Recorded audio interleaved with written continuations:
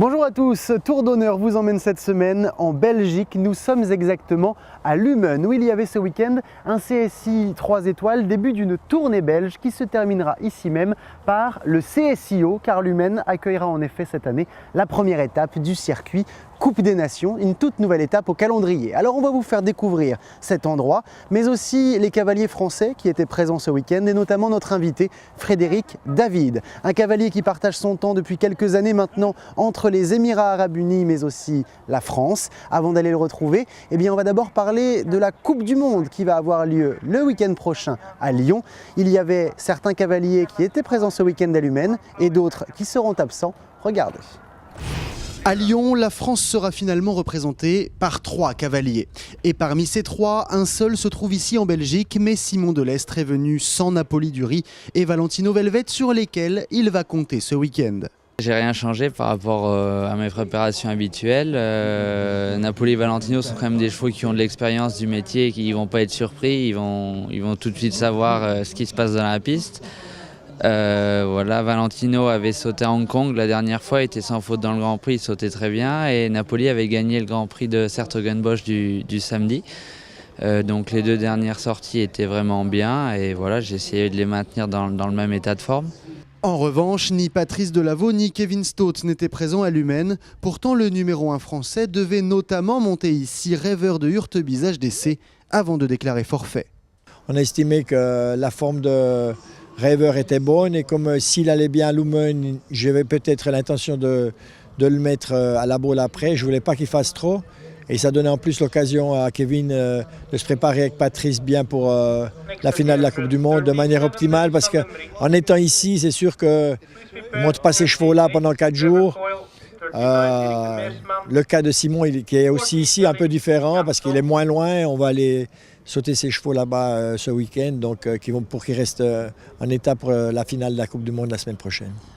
Le 4e homme à Lyon devait être le champion d'Europe Roger-Yves Bost, mais Myrtille Paulois est à l'arrêt. Pénélope Le Prévost pouvait alors le remplacer, mais la cavalière ne sera pas à Lyon et se concentre sur les concours en extérieur. C'est des parcours qui sont beaucoup plus gros que d'habitude, c'est des parcours qu'on enchaîne, c'est pas une petite et le Grand Prix comme on a l'habitude de faire. Ça veut dire du repos après pour les chevaux, ça veut dire quand même, voilà, s'ils n'ont pas la préparation un peu assez suffisante en amont, ça leur tire un petit peu dessus, donc je trouvais que Nayana n'était pas assez prête pour ça. C'était pas dans les plans, il fallait tout bousculer. Bon, voilà, on a pris cette décision-là, on a fait au mieux pour respecter la jument. La finale arrive encore cette année beaucoup trop tard car les Américains viennent juste de terminer leur qualification. Ajoutez à cela les Jeux mondiaux qui restent l'objectif majeur des meilleurs cavaliers du monde. Résultat, un nombre très important de désistements, mais la concurrence sera quand même au rendez-vous. Et j'ai donc rejoint en bord de piste Frédéric David. Frédéric, bonjour. Bonjour. Merci de prendre un petit peu de temps sur une journée de concours. On sait que ça peut être un peu chargé. Alors tu viens tout juste de revenir en Europe parce que tu partages ton temps entre les Émirats et l'Europe depuis quelques années maintenant. Alors d'abord, depuis combien de temps est-ce que tu fonctionnes comme ça sur les 2 continents? Ça fait 6 ans maintenant que je fonctionne comme ça. Ça fait 6 ans que je suis parti de France et que je reviens tous les étés en France, au moins 3 mois. Et maintenant, depuis 3 ans, je reviens minimum 4 mois, voire 5 mois. Qu'est-ce qui a motivé justement ce choix de vie? C'était un peu par hasard. Il y a quelques années, je montais énormément de jeunes chevaux. Après, j'étais sollicité pour partir aux Émirats en tant qu'entraîneur. Je dis, tiens, c'est un nouveau challenge. Et puis, suite, pendant 2 saisons et demie, suite, je voulais revenir un peu en France. Et puis là, j'ai rencontré ma nouvelle propriétaire, sponsor, qui m'a lancé un nouveau challenge de monter une écurie à travers moi de chevaux de concours. Nous avons regardé quelques concours ensemble, notamment le Global Tour qui était à Abu Dhabi. Et ça a été le déclic. Et elle s'est dit, voilà, c'est ça que je veux qu'on arrive un jour à faire à travers vous, à travers moi et ces chevaux. C'est un gros défi. Est-ce que c'est encore le cas aujourd'hui? Vous en êtes où justement dans ce partenariat Je lui ai expliqué que c'était très long parce que le concours hippique pour préparer des chevaux de haut niveau, c'est très long. Ensuite, c'est pas si simple de le faire là-bas, si ce n'est qu'il y a des très beaux concours, mais il faut pouvoir revenir en France, c'est un coût. Donc voilà. Donc on a mis un petit peu les choses sur table et puis j'ai surtout le bonheur de trouver un cheval qui est formidable et qui m'amène aujourd'hui à faire du haut niveau. Alors justement, ce cheval, c'est Ecuador, Oui. qu'on a vu beaucoup évidemment ici déjà la saison dernière. Tout à fait, ouais. Il y a eu énormément de résultats en 3-4 étoiles, et puis il y a même plus que ça, 5 aussi, étoiles. maintenant. Raconte-nous un petit peu comment ça s'est fait avec ce cheval-là. C'est un cheval qui est très atypique par son galop, par sa bouche et tout, mais sa première qualité, c'est qu'il se donne à 200% tout le temps. Alors, on a démarré par les 2 étoiles, il a été compétitif tout de suite dans les Grands Prix. Et puis, à début de 9 ans, il a fait les 3 étoiles, il était sans feu dans les Grands Prix aussi. Donc on a eu une bonne préparation aux Émirats là-bas, c'était parfait. Et puis quand on est revenu en France, on a commencé à faire les 3 et les 4 étoiles. Et puis à chaque fois qu'on le met dans un niveau supérieur, il est toujours là. Il répond à chaque fois. Il répond tout le temps. Est-ce que tu peux compter aussi sur d'autres chevaux? Parce qu'on sait que pour un cavalier, un seul cheval, c'est souvent pas suffisant. Tout à fait. J'ai un très bon 9 ans, un fils de Balouba du Rouet, Cassini, qui commence à faire les 2-3 étoiles aussi, qui a suivi un peu Ecuador dans les épreuves intermédiaires sur les 5 étoiles, et sur lequel je compte énormément dans l'avenir. Ensuite, j'ai des chevaux plus d'intermédiaires qui peuvent faire les qualifs du samedi ou du vendredi. Okay. Et alors quand tu es en France, où est-ce que tu es basé? Alors j'ai gardé ma maison en France, ce D'accord. qui fait que je reviens, j'habite à 20 km de Saint-Malo, Dinard, où j'ai toujours été dans cette région-là. Et je loue des box d'écurie chez Bruno Souloumiac, où je travaillais avant, où je louais déjà avant. Et là, tu viens de revenir. C'était juste avant Ardelot, donc ça fait quoi? Ça fait 15 jours 15 que tu es revenu? jours, ouais, 15 jours. Et tout de suite, tu te remets dans le bain, dans les concours?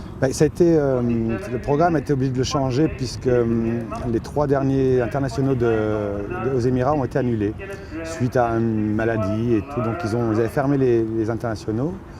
Du coup, on a changé les plans, mettre les chevaux en quarantaine, savoir que pour revenir en définitif ici, il faut les mettre 1 mois en quarantaine. Et du coup, j'avais parlé un peu avec Philippe Garda et il souhaitait que je fasse Ardelot. Donc voilà, donc ça faisait 2 mois que je n'avais pas fait de concours. Et puis donc je suis allé à Ardelot et puis ça s'est plutôt assez bien passé.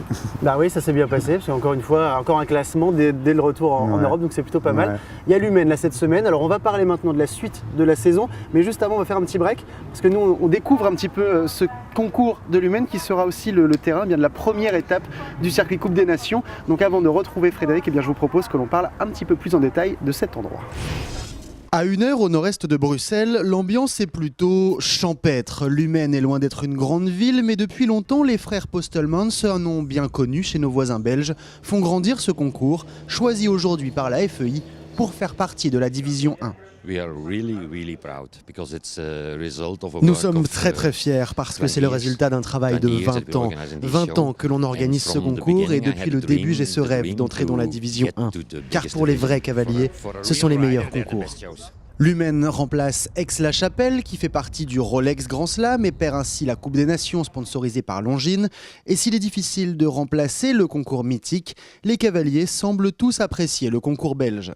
Le cadre est très joli, il y a beaucoup d'espace, le terrain est vraiment très bien, c'est des grands terrains comme moi j'aime personnellement, comme La Baule, Lixtet, Dublin. Peter Postelmans il met tout son cœur pour avoir vraiment tout comme il faut. Et voilà, il y a 2 CSI, 3 étoiles pour mettre les chevaux en route, ceux qui n'ont pas fait les Sunshine Tour ou autres tours dans le sud. Donc voilà.